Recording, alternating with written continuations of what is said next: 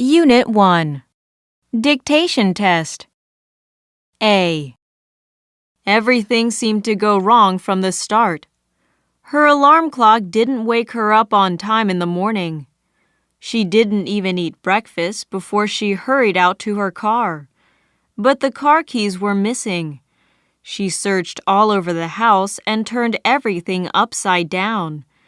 At last, she found them in her bag. To make matters worse, she got caught in heavy traffic. It took almost 2 hours for her to get to work. She was totally exhausted, but it was not over yet. When she got to the office, she noticed the door was locked. She had forgot that it was the anniversary of her company. She didn't have to go to work. What a terrible day.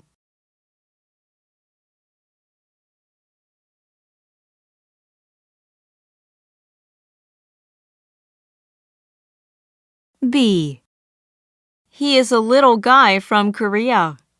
He was named as one of 50 players who changed world soccer by a popular sports news website. Are you able to guess who the man is? He is Park Ji-sung. He was included along with superstars such as Lionel Messi and Diego Maradona in the article. Park is also said to bring a different style, the style of the unsung hero. This is the nickname he earned for always putting the team ahead of himself. Korea's first Premier League player for Manchester United seems to have behaved too modestly. But he is the last man to play modestly on the field. He is known for his effort on the field, as the website pointed out. He covers more distance than other players and is able to support both the attack and defense. He is sure to be one of the greatest players in soccer's history. Unit 2. Dictation Test. A. I like groups such as Big Bang, Girls' Generation, To Anyone, 2 p.m., and so on. Dancing to their upbeat songs makes me feel alive. Enjoying upbeat music without dancing is like watching a silent movie. Whenever I watch singers do their awesome moves, I am wondering who came up with those moves. They are choreographers. They work in theaters, dance schools, movie studios, and at fashion shows. Choreographers create original dances and develop new interpretations of existing dances. I think they are the genuine artists of the future. I'm poor at singing, but I'm pretty competent when it comes to dancing, so I want to be a choreographer when I grow up.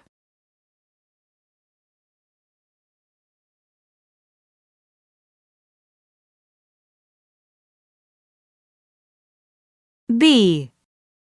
Mina took 50,000 won from her mother yesterday. Now she has 150,000 won in total. She was looking forward to going to her favorite singer's concert for a long time. But if she spends all the money on it, she will have to go to school on foot for a month. She doesn't want that to happen. Her dilemma is related to something called opportunity cost.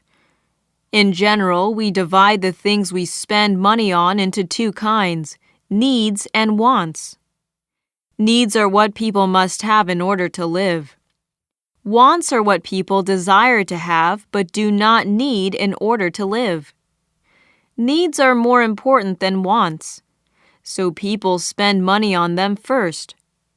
We cannot buy everything that we want. We often have to make choices. So does Mina. If she spends money buying a ticket, she can't take the bus, and vice versa.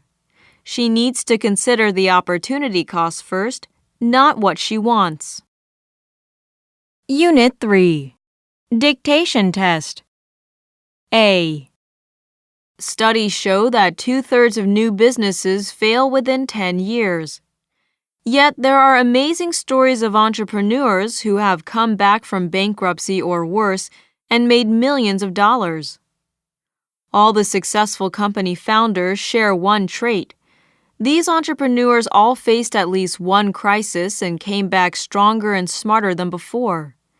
They never gave up, even after some really discouraging difficulties. Here are some tips for successful entrepreneurs. First, don't be embarrassed to hire people better than yourself. Next, make your employees shareholders to give them a sense of ownership. Lastly, when all else fails, just start over.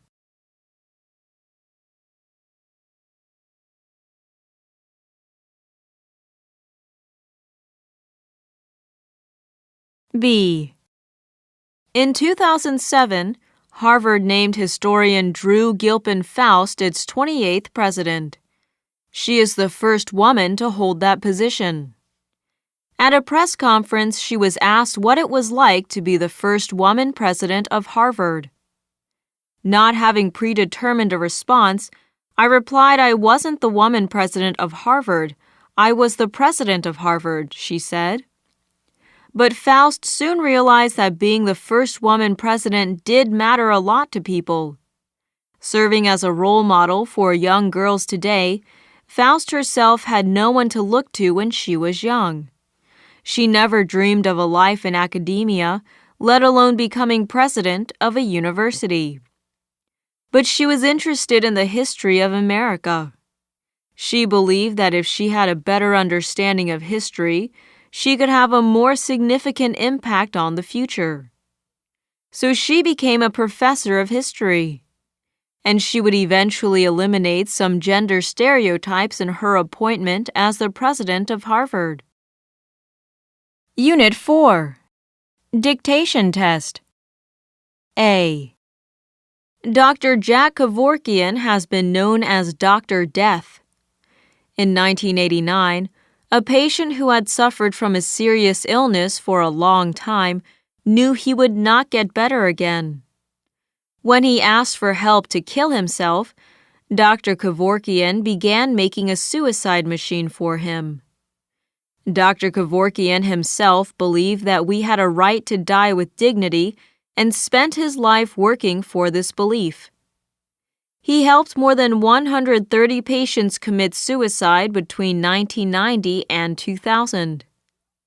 In 1997, the U.S. Supreme Court ruled that Kevorkian had broken the law, and he served 8 years in prison. Although he died in 2011, his story has made people think about euthanasia seriously.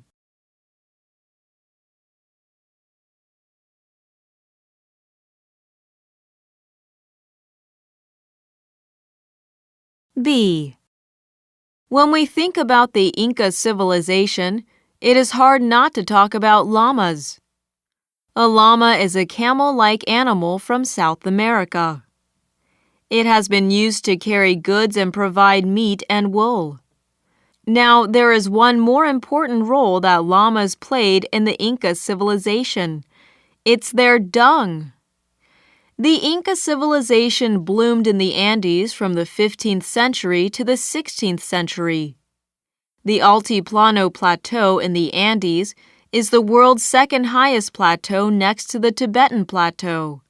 To survive in such a high place, the Inca people needed to farm. When the Incas started farming, llama's dung was used as fertilizer. Without fertilizer, farming might not have been successful. Even today, the Incas' descendants, the Quechua, use llama droppings for fertilizer and cooking fuel as well.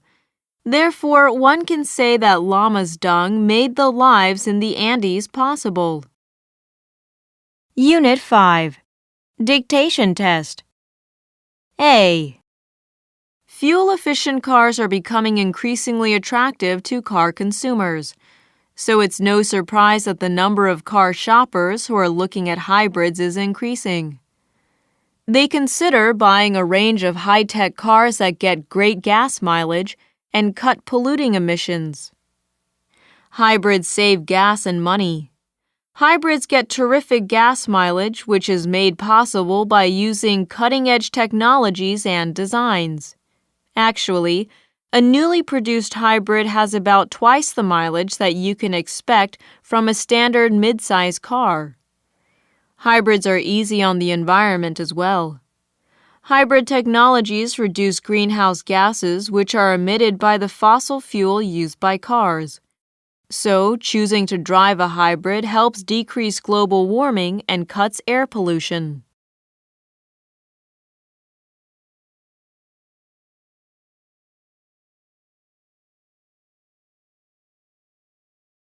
B. Have you ever skied at the North Pole? To our surprise, a 16-year-old British boy, Parker Leotoad, went there to become the world's youngest person to ski to the North Pole. Sadly, he had to give up his second try last year when he suffered from injuries and terrible weather condition. But now the teenager will try again. Then, why is he trying to ski to the North Pole where he has to face an average temperature of minus 35 degrees Celsius? I am an environmental campaigner and I will take snow and ice thickness measurements as part of ongoing climate change research for Canada's University of Alberta, he explained. However huge a challenge it is for the teenager, he will give it another try. I want to bring this important message of climate change to world leaders. I hope to succeed this time, he said. Good luck with your expedition, Parker. Unit 6. Dictation Test.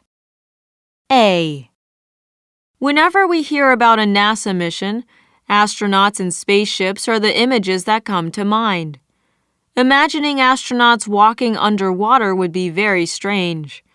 However, a team of NASA scientists are sending astronauts underwater, not into space. Deep underwater, the environment is very harsh and unpredictable, so the astronauts can be trained working in such difficult conditions and they can test their equipment too.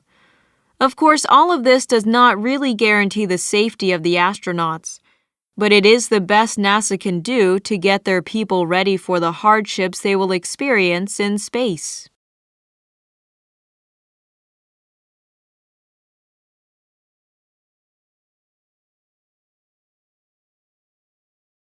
B. Many studies have shown that teenagers need at least 9 hours of sleep. In reality, however, only 25% of students say that they are getting enough sleep. Why? Some teens may stay up late studying, and others are playing computer games and surfing the internet. The problem is that the blue light from computer monitors may do harm to the body's biological clock. According to scientists, a person's biological clock responds to the color of the sky, which is blue. When people see the sky, their biological clock thinks it is time to start the day. A blue computer screen can make someone's biological clock think it is morning. So teens who spend many hours in front of the computer may have difficulty in going to sleep early. Whatever the cause may be, we should not let teenagers suffer from lack of sleep. Even one night with less than enough sleep can upset the chemical balance in their bodies. Unit 7. Dictation Test. A. Which do you think is stronger, meditation or painkillers? Some researchers have found pain is reduced by just 1 hour of meditation and that it has a long-lasting effect. The researchers studied 15 healthy volunteers who had never meditated before. They were trained to concentrate on their breathing and let go of distracting thoughts and emotions. They found the meditation technique helped calm down the pain-experiencing areas of the brain. Actually, meditation has been very successful in blocking pain, and it may be because it altered activity in these areas of the brain. The significance of this study is in the fact that so little training was needed for such strong pain relief.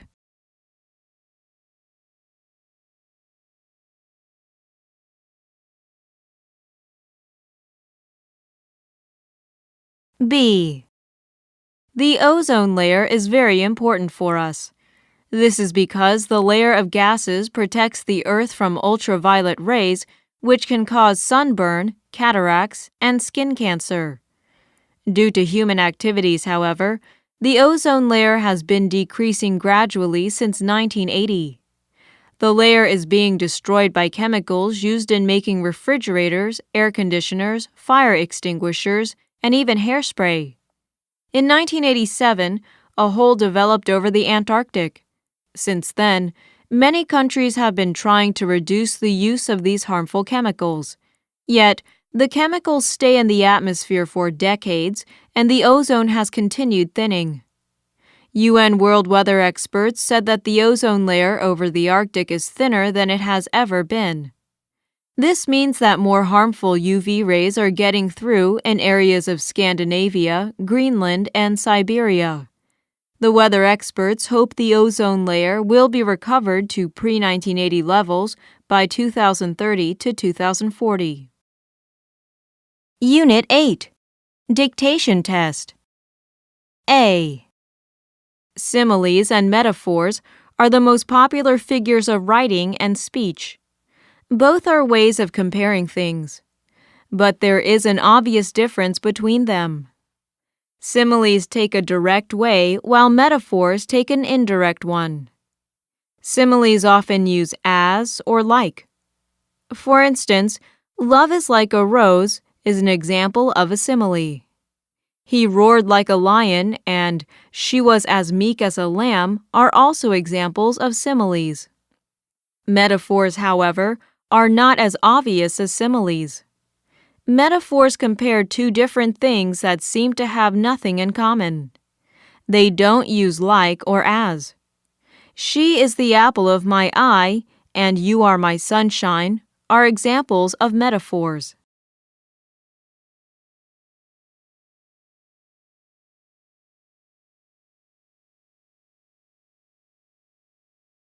B. Tailor ants live in the tropical forests of Africa and India. Tailor ants are champions of cooperation when it comes to building a nest.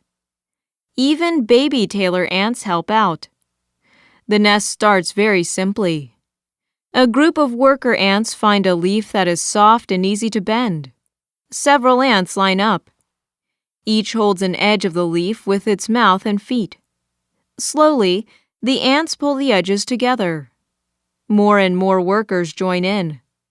They link their feet and pull until the edges are nearly touching. Next, other worker ants carry larvae from the old nest and gently squeeze them with their mouths. Then a thin thread of silk flows from the larvae and workers stitch the leaves together using it. Treetop nests can be extremely large. Sometimes they even connect branches from two nearby trees. Unit 9. Dictation Test. A. Do you know what was the most boring day in the 20th century? A computer programmer named William Tunstall Padot analyzed 300 million events on the Internet. After the analysis, he concluded that the dullest day since 1900 was April 11, 1954. On any given day, many events that later become historically important occur. Wars begin and end, laws are signed, and inventions get invented. But few of these kinds of events happened on that day. It's not that nothing happened, but that the events were so trivial, he explains. However, people have started talking about April 11, 1954 since William's announcement. Does becoming the most boring day in history make that day less boring?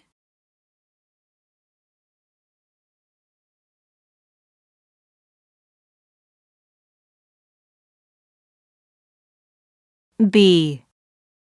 Piranhas are fish that live in lakes and rivers in South America.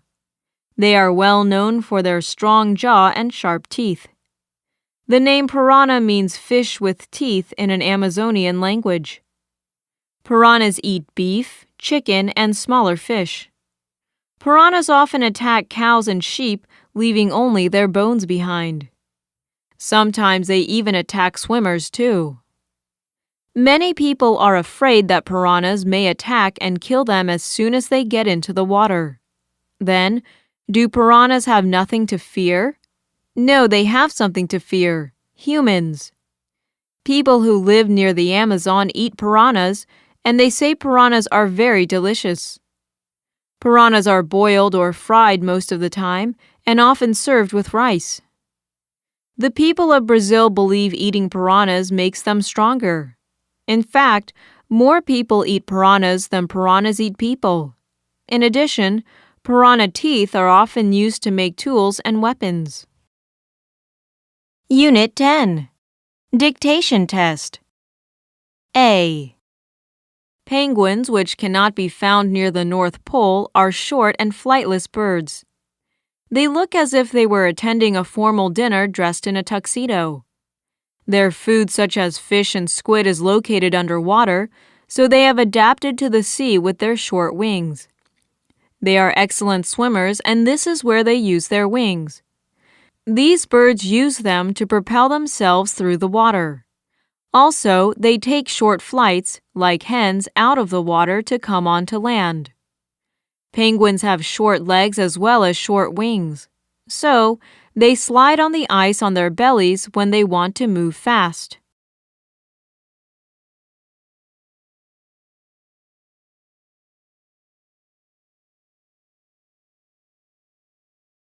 B. Have you ever noticed bare winter trees? Without leaves, the trees look so cold and dry. But surprisingly, they keep the grass below warm. Why? A leafless tree acts like a heater for the grass below. It would not be so surprising if we knew that everything on Earth gives off heat or light energy in the form of waves. Heat or light energy travels in different kinds of waves, such as infrared rays and ultraviolet rays, which cannot be seen by the naked eyes. A tree with its infrared rays gives heat to the grass below it and keeps it warm. Likewise, the grass does the same thing to the tree. So, both of them remain warm in winter. Then, what happens to the grass in a wide open area where there are no trees? The grass gives off infrared rays, but there are no trees to give infrared rays to the grass. Therefore, the grass gets frost all over it.